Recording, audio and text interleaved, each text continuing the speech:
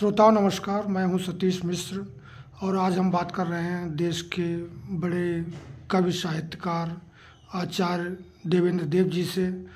देव जी, आज कोई पुरस्कार घोषित हुआ है आपके महाकाव्य पर, उसके बारे में हमारे श्रोताओं को जानकारी दें। मैं तो अपने लिए अनुग्रहित ही समझता हूँ। अभी मध्य प्रदेश हिंदी साहित्य अकादमी ने मेरे 16वें महाकाव्य महायोगी गोरक्षनाथ पर अखिल भारतीय अटल बिहारी वाजपेयी पुरस्कार 1 लाख रुपए धनराशि का आज ही घोषित किया है और वह महाकाव्य भी अपने क्षेत्र में अपने वैशिष्ट्य का अकेला ही महाकाव्य है। जी। और इससे पहले आपको कौन कौन से बड़े पुरस्कार सम्मान मिले हैं?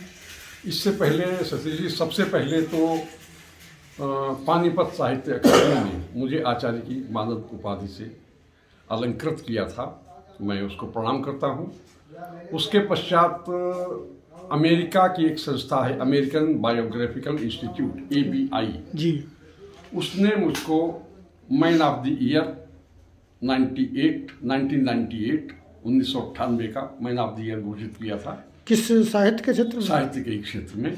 और अपने रिसर्च बोर्ड ऑफ एडवाइजर्स, अपनी परामर्शदात्री समिति का भी सदस्य मनोनीत किया था जी। इसके अतिरिक्त रीवा विश्वविद्यालय, हिमाचल प्रदेश विश्वविद्यालय, अटल बिहारी वाजपेयी विश्वविद्यालय, ये बिलासपुर छत्तीसगढ़, रुहेलखंड विश्वविद्यालय इत्यादि कई विश्वविद्यालयों ने मुझे सम्मानित किया है। और इसके अतिरिक्त उत्तर प्रदेश हिंदी संस्थान ने मुझको सम्मानित किया है। दिल्ली पब्लिक लाइब्रेरी बोर्ड, उसने मुझको 1.5 लाख रुपए का दधीचि सम्मान दिया है। और आज ये मध्य प्रदेश का सम्मान तो मिला ही है। राजस्थान में छोटी खाटू और इस प्रकार राजस्थान की भी कई संस्थाओं ने, श्री नाथद द्वारा साहित्य मंडल, तो अलवर का आस्था साहित्य संस्थान, इन सब से मुझे सम्मानित होने का अवसर मिला है। ये मेरा सौभाग्य है। और इस प्रकार यदि गणना की जाए, पंडित बंशीधर शुक्ल सम्मान, इस प्रकार के सारे सम्मानों की अगर गणना की जाए तो लगभग 38 बैठती है। ये मैं समझता हूँ कि मेरी निष्ठा के लिए प्रोत्साहन है और इस प्रकार के सम्मान भी मुझको कुछ और बेहतर करने के लिए प्रेरित ही करते रहते हैं। सबसे पहला सम्मान आपको कब और कहाँ मिला था देव जी? ये सम्मान सन का जहाँ तक मुझको ध्यान है 1976 में पानीपत साहित्य अकादमी ने हमको साहित्य के आचार्य की मानद उपाधि दी थी। देव जी, यहाँ के साहित्यकारों की एक शिकायत भी है आपसे कि अक्सर आप पूरनपुर के हैं, हमारे पीलीभीत के सितारे हैं आप जी। लेकिन अक्सर कहीं आपको सम्मान मिलता है तो वहाँ बरेली लिख के आ जाता है, तो हम लोगों की एक शिकायत भी है, इस पर आप क्या कहेंगे? ये शिकायत, देखिए, शिकायतें वही होती हैं जहाँ आत्मीयता व्यक्ति मानता है। जी जी। मेरा एक मुक्तक है, दुश्मनी में भी छिपा प्यार हुआ करता है जी, उसका नफरत में भी इजहार हुआ करता है।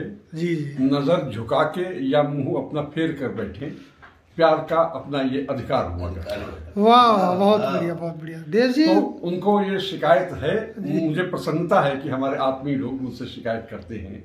लेकिन जब स्थायी निवास अब 10 वर्ष से मेरा बरेली हो गया है तो अधिकांश लोग मुझको यही बरेली के ही नाम से जानते हैं। लेकिन मैं जहाँ भी मुझे अपनी बात कहने का अवसर मिलता है वहाँ मैं पूरनपुर को कभी नहीं भूलता। हमेशा अपने शिरोधार्य करते हुए इस मिट्टी को मैं उसका आभार व्यक्त करता हूँ। देव जी, मैं अगर आपसे पूछूं कि आपकी पहली रचना कौन सी थी तो क्या आपको याद होगी और कब लिखी थी, किन दिनों में लिखी थी, कब से मतलब आपने शुरुआत की थी लेखन की? ये भी बड़ा रोचक प्रश्न है सतीश जी। जी। मैं मेरी बाल्यावस्था में बाल्यावस्था का किशोरावस्था में गीत वगैरह गायन की अभिरुचि थी।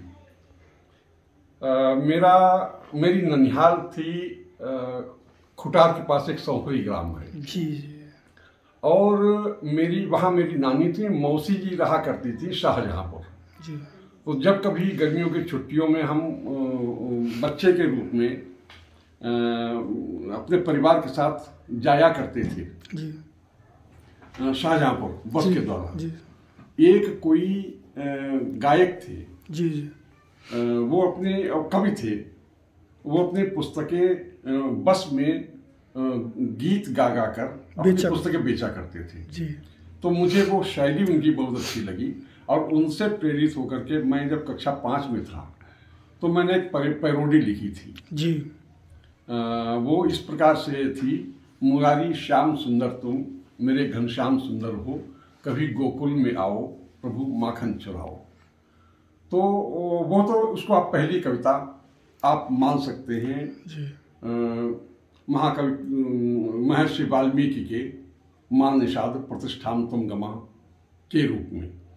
उसके पश्चात मैं जब वर्ष 1969 में इंटर कर चुका था तो मेरे आत्मीय एक थे महाशय रामचरण लाल जी, उन्होंने अपनी बेटी के लिए विदाई गीत लिखा था और वो यहीं स्थानीय प्रेस में छपने के लिए उसको दे गए थे और उसको छपवाने की जिम्मेदारी मेरे ऊपर डाल गए थे, वो बाहर चले गए थे इसलिए जी। जो प्रकाशक थे, जो उसके मुद्रक थे, वो भी मेरे गुरु श्री जयदेव स्नातक जी थे। उन्होंने जब उसका प्रूफ निकाला तो उसमें उन्होंने बताया कि चूंकि वो स्वयं भी संस्कृत के अध्यापक थे, छंद रचना पर उनकी पकड़ थी, तो उन्होंने मुझसे कहा कि देवेंद्र ये लाइन छंदों के अलग लग रही है, इसको थोड़ा सा चेंज करवा के लाओ। तो मैंने कहा गुरुजी वो तो बाहर गए हुए हैं। तो उन्होंने कहा तुम भी तो संस्कृत के विद्यार्थी रहे हो और तुम्हें भी गीत और कविता से रुचि है, तुम अपने आप ठीक कर दो। मैंने उसको 1-2 लाइन को ठीक कर दिया। उसके बाद यह चक्र 2-3 बार चला।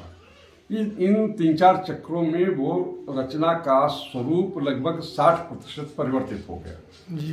तो जब वो छप गई और वो महाशय जी आए, हमारे जो संबंधी थे, उन्होंने आकर के देखी और कहा कि ये रचना तो मेरी नहीं लग रही है, ये कैसे चेंज हुई। मैंने उनको पूरी बात बताई तो उन्होंने कहा तब अब मैं ये रचना भले ही मेरे नाम से छप गई है, लेकिन मैं यही स्वीकार करता हूँ, ये रचना देवेंद्र तुम्हारी ही है। इस प्रकार हमारे भाई बिरादरों ने ये कहना शुरू कर दिया कि हमारे भाई ने कविता लिखी है। इस प्रकार एक यहाँ पर बहुत आंचलिक कवि हुआ करते थे वयोवृद्ध श्री रामचंद्र जी मोतोड़ जी। तो वो उनको कविता सुनने के लिए लोग बैठा लिया करते थे। एक बार ऐसे ही एक छोटे से समाज में उनको बैठा लिया गया। मेरे मौसेरे भाई श्री कृष्ण जी ने कहा उनसे, लाला से, कि लाला जी एक कविता मेरे भाई ने भी लिखी है। कि कौन भाई? उन्होंने कहा देवेंद्र। उनका सुनवाओ बेटा। मैंने वो कविता लाला जी को सुनाई तो उन्होंने कहा कि बेटा, जो पंकज जी एक राष्ट्रीय कवि यहाँ पर हुआ करते थे, पंडित गया प्रसाद शुक्ल स्नेही जी के स्नेही मंडल के हाँ। तो उन्होंने कहा कि मैं तुम्हारी पंकज जी से मुलाकात करवाऊंगा।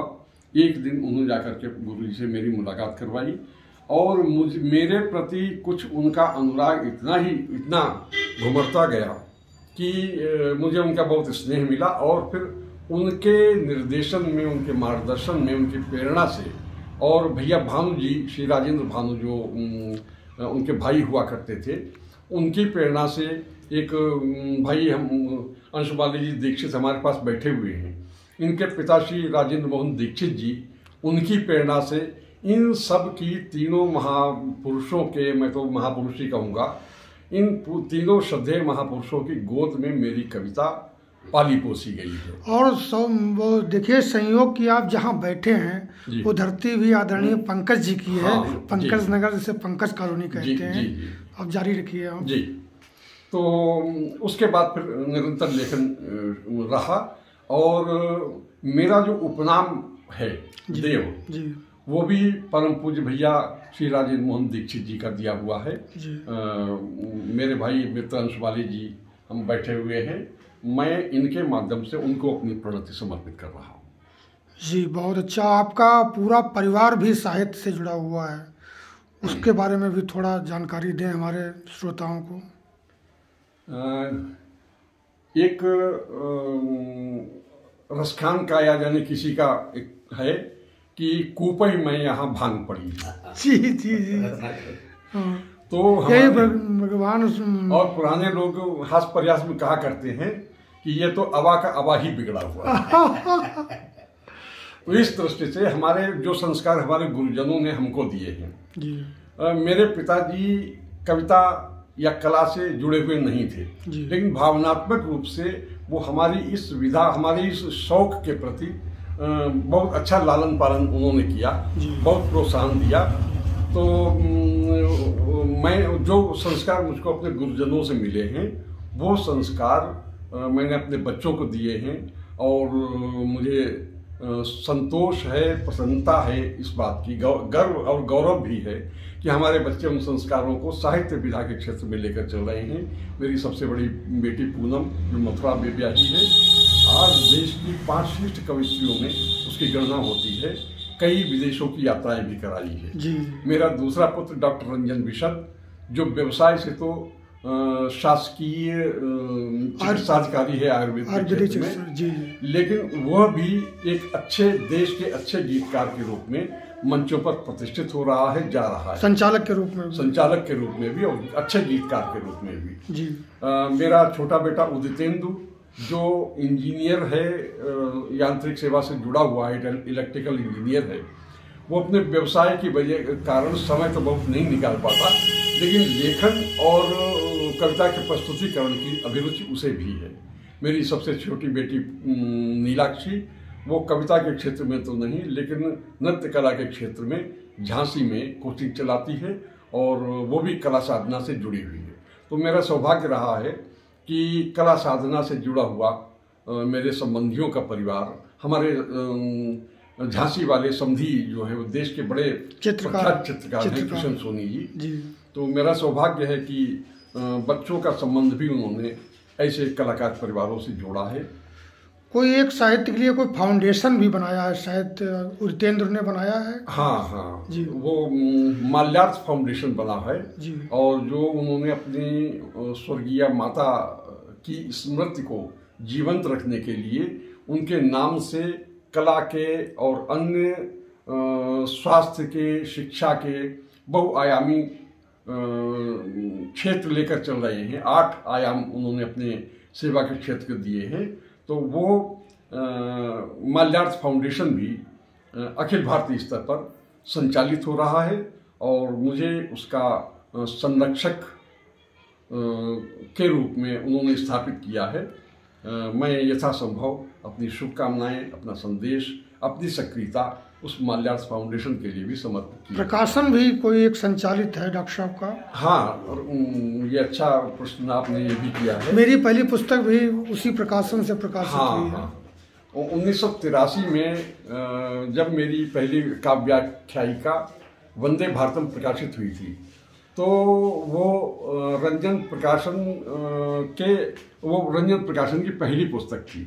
और अब तो विभिन्न क्षेत्रों के विभिन्न साहित्य, स्वास्थ्य और अनेक शिक्षा के क्षेत्र में कई पुस्तकें वो उसने प्रकाशित की हैं और उसने भी रंजन प्रकाशन ने भी अच्छी प्रतिष्ठा पाई है। मेरे अधिकांश महाकाव्य इसी प्रकाशन से प्रकाशित हुए हैं। आप तो बरेली चले गए हैं, लेकिन पीलीभीत में, पूरनपुर में इधर कुछ चेतना आई है साहित्यकारों में, कवियों में, उस पर आप क्या कहेंगे? मैं बहुत निराश हो रहा था 2012 के बाद, क्योंकि 2012 तक जब मैं यहाँ स्थानीय निकाय में सेवारत था तब यहाँ पर बहुत अच्छी साहित्यिक समारोह हुआ करते थे, साहित्य समाज में साहित्यिकता प्रदर्शित होती थी।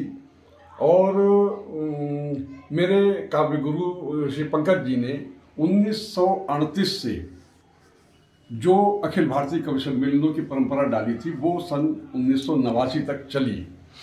उसके बाद फिर छोटे मोटे कार्यक्रम यद्यपि अखिल भारतीय स्तर पर होते रहे, लेकिन मेरी सेवानिवृत्ति के पश्चात एक लंबा अंतराल लगभग 5-6 वर्ष का ऐसा रहा कि जब यहाँ पूरनपुर की जो उर्वरा भूमि साहित्य के क्षेत्र साहित्यिक दृष्टि से थी, उसमें बड़ी नीरसता और शुष्कता सी आ गई थी। लेकिन जब से आप कविता के सतीश जी, आप जब से कविता के क्षेत्र में जुड़े हैं, तब से हमारे पुराने जो भी साथी रहे हैं, भाई अंशुमाली जी, आलोक मिश्र और पंडित राम अवतार शर्मा, अमिताभ मिश्र, इन सब की में जो, और संगीता सिंघल जी, इन सब की जो सक्रियता मुझे देखने को मिल रही है, उसमें मेरे हृदय नहीं, मेरे मन, प्राण और अंतरात्मा को अतीव तोष रहता है, बड़ी प्रसन्नता होती है। और ये और सौभाग्य है ये जानते हुए, ये जान करके कि पिछले दिनों जो हमारे प्रशासनिक अधिकारी आए हैं, निशिका शुक्ला जी, आशुतोष गुप्ता जी, इन सब के संरक्षण में ये साहित्यिक बेल, ये साहित्यिक नदी जो शुष्क प्राय हो गई थी, वो फिर लहराने लगी है। ये मेरी आत्मा के लिए बहुत बड़े संतोष की बात है। इसका बहुत कुछ श्रेय मैं सतीश जी आपको भी देता हूँ। मैं तो आपसे, आदरणीय दादा अंशुमाली दीक्षित जी से, पंडित आदरणीय राम अवतार शर्मा जी से, आदरणीय आलोक जी से, इन सब लोगों से मैं काफ़ी कुछ सीख रहा हूँ। डॉक्टर मीत जी हैं, इन लोगों के साथ बैठता हूँ, मुझे अच्छा लगता है और मैं बराबर सीख रहा हूँ। आपसे भी निरंतर बात होती रहती है कार्यक्रमों पर, और यहाँ श्रृंखला अभी लगातार चल रही है। 29 मई जो प्रेस क्लब ने आपको भी सम्मानित किया था, उस समय कार्यक्रम हुआ था, उसके बाद से निरंतरता बनी हुई है। रचित दीक्षित जो आपका बेटा है, आदरणीय दादा अंशुमाली दीक्षित जी का, बहुत अच्छा एक अपने जो कार्यक्रमों में वो भी सहयोग कर रहे हैं। बाकी नई पीढ़ी में विकास, अपने यहाँ विकास सारे स्वप्न, कई लोग हैं जो बहुत अच्छा कर रहे हैं, मुझे बड़ा खुशी होती है। और एक और खुशी की बात आपको बताएं कि हमारे यहाँ कवियत्रियाँ हमारे पास 4-5 की संख्या हो गई है। बहुत अच्छी बात। अभी निरंजना जी हैं, सुगंध अग्रवाल हैं, गीता राठौर हैं, कई ऐसे नाम आए हैं जो नई पीढ़ी के रचनाकार में उतर रहे हैं, जो हम लोग अभी गोष्ठी वगैरह में उनको अभी कई, हालांकि निरंजना को मैंने कई कार्यक्रमों में भी पढ़वाया है। तो ये सब काफ़ी अच्छा हो रहा है पूरनपुर की धरती पर। जी, आप क्या संदेश देंगे इन सब साहित्यकारों को जो युवा साहित्यकार हैं? मैं केवल यही संदेश देना चाहता हूँ कि लेखन के लिए हृदय की निश्चलता, मन की निर्मलता, निरंतर अभ्यास और अपने अग्रजों के प्रति श्रद्धा भाव, कुछ सीखने की भावना, अपने अनुजों के प्रति आत्मीय स्नेह, इन सब का प्रदर्शन करना और उस परम शक्ति के प्रति सदैव नतमस्तक रहना किसी भी उपलब्धि के लिए, ये सब कुछ तत्व हैं जो बहुत आवश्यक है। और हमारा अपना परिवार, जो परिवार है, जो परिवार की परिभाषा के अंतर्गत आता है वो तो है ही, लेकिन ये समाज, ये देश, ये विश्व, ये भी हमारा विराट परिवार है। इन सब के हित के लिए वह जो करणीय हैं वो भले ही न करें, लेकिन जो अकरणीय कार्य हैं वो बिल्कुल न करें, वो उनके बारे में बिल्कुल न सोचे, तो करणीय तो आधा हो ही जाएगा। जैसे मेरा मानना है कि धर्म का कार्य व्यक्ति कोई करे या न करे, लेकिन यदि वो अधर्म का कार्य नहीं करता है तो धर्म का आधा कार्य वैसे ही हो जाता है जी। तो एकदम निश्चल हृदय से, निर्मल मस्तिष्क से देश और समाज को अपना आदर्श मानते हुए उसकी बेहतरी के लिए जो भी मनसा वाचा कर्मणा कर सकते हो वो उनको ईमानदारी से करना चाहिए। और आपको दें कि अभी हमारे भाई साहब श्री अंशुमाली दीक्षित जी, हम लोगों ने गोमती उद्गम तीर्थ पर एक कवि सम्मेलन के दौरान एक पुस्तक प्रदर्शनी लगाई थी, जिसमें हमने स्थानीय कवि और साहित्यकार जो हैं उनकी पुस्तकें वहाँ प्रदर्शित की थी। और आपकी कोई पुस्तक हमें उपलब्ध नहीं हो पा रही थी, लेकिन मैं एक पुस्तक आपकी गायत्री महाकाव्य ले गया था और उसका बहुत अच्छा रिस्पांस रहा। वरखेड़ा विधायक स्वामी प्रवक्तानंद जी, जिलाधिकारी, एसडीएम और कई अधिकारी वहाँ पर पहुँचे, स्टॉल पर पुस्तकें देखी और वहाँ 4-5 पुस्तकें बिकी भी और लोगों ने काफ़ी अच्छा। तो इस प्रयास को आप क्या कहेंगे? हमारे भाई साहब की सोच थी जिसको साकार करने में हम सब लोग लगे। मैं इसी बात के लिए तो आपको साधुवाद और धन्यवाद देना चाहता हूँ कि आपने कविता के इस वाचिक परंपरा के अतिरिक्त जो नया आयाम खोला है स्थानीय रचनाकारों की पुस्तकों के प्रदर्शन का, ये सब आपकी विराट चैतन्य की का प्रतीक है। और ये सब चूँकि आप जो भी सामाजिक कार्य कर रहे हैं, मैं भी जो लेखन का कार्य करता हूँ वो ईश्वरीय कार्य मान के करता हूँ। और जो ईश्वरीय कार्य इस रूप में या किसी रूप में करते हैं, उन पर ईश्वर की विशेष अनुकंपा होती है। नए नए क्षेत्रों में उन्हें प्रतिष्ठा भी मिलती है और लोकप्रियता भी। इसके लिए सजग रहें। देव जी, आपके जो साहित्य है आपका, उस पर शोध भी होने लगा है कई विश्वविद्यालयों में, उसके बारे में भी बताएं हमारे श्रोताओं को। सतीश जी, ये भी मैं अपने लिए गर्व और गौरव की बात समझता हूँ। और इस अपनी जन्मभूमि, अपनी भारत माता का और माता शारदा का आभार मानता हूँ कि विभिन्न विद्वानों ने, जिन्होंने मुझे सुना है, जिन्होंने मेरे कृतियों का अध्ययन किया है, उन्होंने स्वतः प्रेरित होकर के इस दिशा में विचार किया है, सोचा है और योजना बनाई है। इस दृष्टि से जीवाजी विश्वविद्यालय ग्वालियर में आचार्य देवेंद्र देव का साहित्य और राष्ट्रीय चेतना, इस विषय पर शोध कार्य पिछले वर्ष प्रारंभ हो गया है। और इस वर्ष भी रुहेलखंड विश्वविद्यालय में संवेदना और शिल्प के परिप्रेक्ष्य में आचार्य देवेंद्र देव का साहित्य, इस विषय पर शोध प्रारंभ होने जा रहा है। इसका अनुमोदन मिल गया है विषय का। और एक शोध छात्र श्री ज्वाला प्रसाद राठौर जी, वो इस विषय पर शोध कर रहे हैं। अन्य कई विद्वानों ने भी अपना मन बना करके गए हैं। गुजरात के, महाराष्ट्र के विभिन्न सेमिनारों में, विभिन्न अवसरों पर मिलते रहे हैं। और मेरे रचना धर्म के बारे में जिनके जानकारी में ये मेरी सेवा कार्य, सारस्वत सेवा कार्य आए हैं, वो अपने मन बना करके गए हैं। आशा करता हूँ कि वो भी अपने स्तर से इस दिशा में कुछ और प्रयास करके हमारी इस धरती को धन्य करेंगे। बहुत बहुत धन्यवाद देव जी, बात करने के लिए। नमस्कार। धन्यवाद सतीश जी।